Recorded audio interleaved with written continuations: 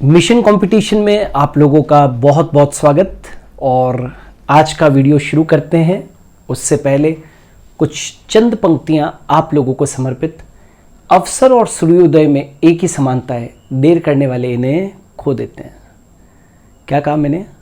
अवसर और सूर्योदय दोनों में एक ही समानता है, और वो क्या है? देर करने वाले इन्हें खो देते हैं। इसलिए जीवन के अंदर देर नहीं करनी है। जो सोवत है वो खोवत है, जो जागत है वो पावत है। ये चीज़ याद रखना है ना। तो जागो, उठो, मेहनत करो और ऊंचाइयों को छुओ। इन्हीं पंक्तियों के साथ में आज का वीडियो बेस्ड है रसोई गैस।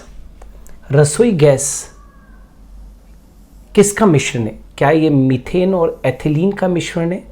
नहीं। क्या ये कार्बन डाइऑक्साइड और ऑक्सीजन का मिश्रण होता है? नहीं। क्या ये ब्यूटेन और प्रोपेन का मिश्रण है? यस। रसोई गैस, कुकिंग गैस जो होती है, कुकिंग गैस, रसोई गैस बोले तो कुकिंग गैस, हमेशा याद रखना ब्यूटेन और प्रोपेन का मिश्रण होती है। Very important examination point of view से। कार्बन मोनोऑक्साइड और कार्बन डाइऑक्साइड का मिश्रण होती है? नो। हमेशा याद रखना है कुकिंग गैस जो होती है, रसोई गैस जो होती है, ब्यूटेन और प्रोपेन का मिश्रण है। निम्न में से विषम चक्रीय यौगिक का उदाहरण कौन सा है? विषम चक्रीय, विषम चक्रीय का मतलब होता है हेटेरोसाइक्लिक कंपाउंड कौन है? तो एंथ्रेसीन, एंथ्रेसीन ये तो विषम चक्रीय नहीं होता है। एंथ्रेसीन नहीं होता है, आप उसकी संरचना देखो। नेप्थेलीन भी विषम चक्रीय नहीं होता है। फ्यूरॉन विषम चक्रीय होता है, उसकी संरचना देख लेना। फ्यूरॉन की संरचना बहुत सिंपल सी संरचना होती है, विषम चक्रीय होता है ऐसा, राइट? इस तरीके से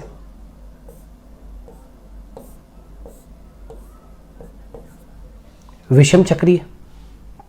और बेंजीन तो विषम चक्रीय नहीं होती है। तो निम्न में से विषम चक्रीय यौगिक का उदाहरण कौन सा है?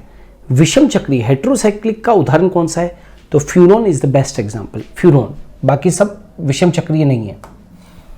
सीसा पेंसिल या लेड पेंसिल में होता है। कई लोग क्या करते हैं, जैसे पूछते हैं हम लोग कि सीसा पेंसिल या लेड पेंसिल में होता है, तो लोग लिख के आ जाते हैं लेड, लिख के आ जाते हैं। गलत हो जाएगा। लेड पेंसिल में कभी भी लेड नहीं होता है। लेड पेंसिल में हमेशा ग्रेफाइट होता है। ये देखो, ये रहा। लेड पेंसिल में लेड नहीं होता है, हमेशा क्या होता है? ग्रेफाइट होता है। बहुत इंपॉर्टेंट है, वेरी इंपॉर्टेंट। लाफिंग गैस का रासायनिक नाम, chemical name of laughing gas. Laughing gas का केमिकल नाम nitric oxide? No. Nitric oxide कह रहा है वो? नहीं। Nitrogen dioxide? No. Nitrogen pentaoxide? No. Nitrous oxide? Yes. Laughing gas का केमिकल नेम जो है वो नाइट्रस ऑक्साइड है। नाइट्रस ऑक्साइड, वेरी इंपॉर्टेंट, कई बार क्वेश्चन पूछा गया है।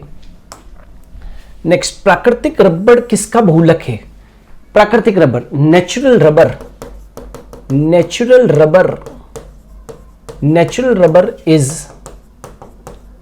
पॉलीमर ऑफ, किसका पॉलीमर है? आइसोप्रीन का, स्टाइरीन का, ब्यूटाइडीन का या एथिलीन का? याद रखना, natural rubber is the polymer of isoprene. Very important from the examination point of view. Natural rubber जो होता है वो आइसोप्रीन का पॉलीमर है। सीमेंट की खोज किसने की? इस सदी की बहुत बड़ी खोज, राइट? सीमेंट की खोज। तो सीमेंट की खोज जो है वो जोसेफ आस्पेदिन ने की थी। Joseph Aspdin, right? किसने की भाई? जोसेफ आस्पेदिन।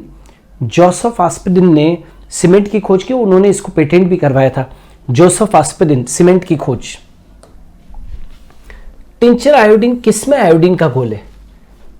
टिंचर आयोडीन किसमें आयोडीन का घोल है? तो ये पोटेशियम आयोडाइड या सोडियम आयोडाइड है ना। पोटेशियम आयोडाइड या सोडियम आयोडाइड होता है। तो यहां पर पोटेशियम आयोडाइड है क्या? यस। सोडियम आयोडाइड होता तो भी सही होता। यहां पर सोडियम क्लोराइड दे रखा है, गलत हो गया ये। याद रखना, टिंचर आयोडीन किसमें आयोडीन का घोल है? टिंचर आयोडीन, राइट, किसमें आयोडीन का घोल है? तो ये आयोडीन का घोल किसमें? पोटेशियम आयोडाइड में है। एस्बेस्टोस क्या होता है? एस्बेस्टोस क्या होता है? Calcium magnesium silicate? No. Alumina? ये भी नहीं। Calcium silicate? No. Magnesium silicate, yes, asbestos magnesium silicate होता है। एस्बेस्टोस क्या है?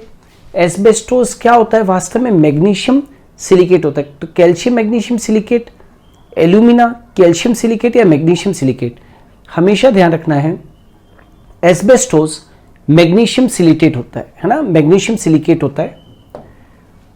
बायोगैस बनाने के लिए क्या प्रयुक्त होता है? बायोगैस बनाने के लिए पशुओं का अपशिष्ट, that is excretive products of animals, शस्य अवशेष, जलीय पादप या वन अवशेष तो नहीं। बायोगैस के लिए पशुओं का अपशिष्ट यानी कि वो गोबर वगैरह और वो चाहिए होता है। इसको बायोगैस को अपने क्या कहते हैं? बायोगैस क्यों कहते हैं? गोबर गैस भी कहते हैं। तो पशुओं का अपशिष्ट, वेरी इंपॉर्टेंट। प्रकृति में पारिस्थितिक तंत्र में निम्न में से किस तत्व का प्रतिशत सबसे अधिक है? बहुत कॉमन सा क्वेश्चन है कि प्रकृति में पारिस्थितिक तंत्र जो इकोसिस्टम होता है उसमें निम्नलिखित में से कौन सा तत्व सबका सबसे प्रतिशत ज्यादा है? Nitrogen 78%, yes. Carbon, phosphorus, hydrogen तो बहुत कम होते हैं, राइट। नाइट्रोजन का प्रतिशत सबसे ज्यादा होता है और कितना होता है? 78%। भोपाल गैस त्रासदी किस गैस के कारण घटी थी? भोपाल गैस ट्रेजेडी किस गैस के कारण घटी थी? Phosgene no, carbon monoxide no.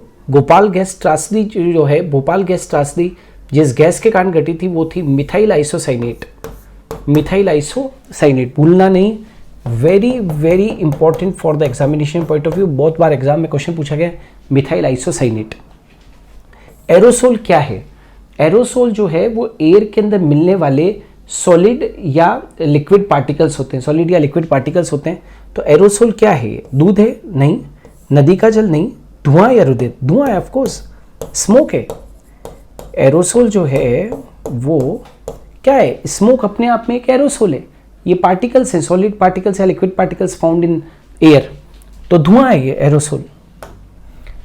कहाँ काम करने वाले व्यक्ति को ब्लैक लंग रोग हो जाता है? ब्लैक लंग जो है वो फेफड़ों का ब्लैक लंग रोग, black lung disease, black lung disease, इसको न्यूमोकोनोसिस भी कहते हैं, न्यूमोकोनोसिस भी कहते हैं, न्यूमोकोनोसिस भी कहते हैं। Black lung disease coal mines में काम करने वाले लोगों में होता है। तो कोल माइंस कहाँ पर? ये देखो, कोयला खान। कोल माइंस में काम करने वाले लोगों में ब्लैक लंग रोग हो जाता है। निम्नलिखित में कौन ऊष्मा का सबसे कम चालक है? ऊष्मा का सबसे कम चालक कौन है? ऊष्मा का सबसे कम चालक, निम्नलिखित में से कौन ऊष्मा का सबसे कम चालक है? चांदी, तांबा, सीसा या पारा? चांदी, तांबा, सीसा या पारा, कौन ऊष्मा का सबसे कम चालक है? तो ऊष्मा का सबसे कम चालक जो है वो कौन है भाई? सीसा है ना, लेड। ऊष्मा का सबसे कम चालक जो है, कुचालक भी कह सकते हो। ऊष्मा का सबसे कम चालक कौन है? लेड या सीसा। निम्नलिखित में सर्वाधिक कठोर धातु कौन सा है? सोना, लोहा, प्लेटिनम या टंगस्टन? याद रखना, इनमें से सर्वाधिक कठोर धातु कोई यदि है तो वो कौन है? टंगस्टन है। सर्वाधिक कठोर धातु यदि कोई है तो वो कौन है? टंगस्टन है। सोडियम वाष्प लैंप पीले रंग के साथ जलते हैं। जितने भी सोडियम वाष्प लैंप होते हैं वो पीले रंग के साथ में जलते हैं। इसका क्या कारण है?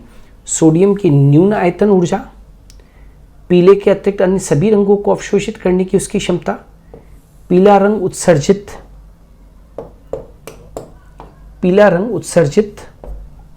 करने के लिए पीला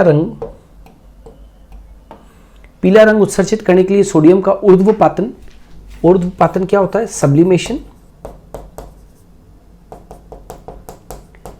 सब्लिमेशन यानी कि किसी सॉलिड का गैस में बदलना, सॉलिड का गैस में बदलना।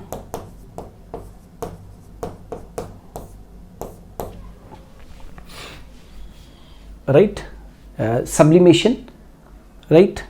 या सॉरी, एक मिनट, ये क्या है यहाँ? क्या था? सोडियम वाष्प लैंप पीले रंग के साथ में क्यों जलते हैं? तो पीला रंग उत्सर्जित करने के लिए सोडियम का ऊर्ध्वपातन, सब्लिमेशन हो जाता है। क्या हो जाता है?